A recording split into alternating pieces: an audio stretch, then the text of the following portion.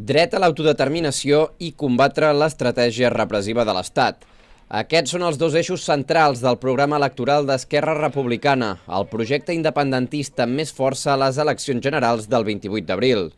Esplugues, la formació republicana ha encartellat la ciutat amb la candidatura del seu número 1, el Sant Vicentí Oriol Junqueras, la qual ha de servir per donar visibilitat a la situació dels presos independentistes. Fa 20 anys que estem proposant una solució molt clara per a molts dels problemes que té aquest país, que passa instrumentalment per la independència i com a objectiu polític tenim fer una república i per tant estendre els valors republicans en tot el que suposa de justícia social i igualtat d'oportunitats per tothom. Amb una figura tan mediàtica i intransigent com Gabriel Rufián al Congrés dels Diputats, Esquerra Republicana és l'opció preferida dels catalans.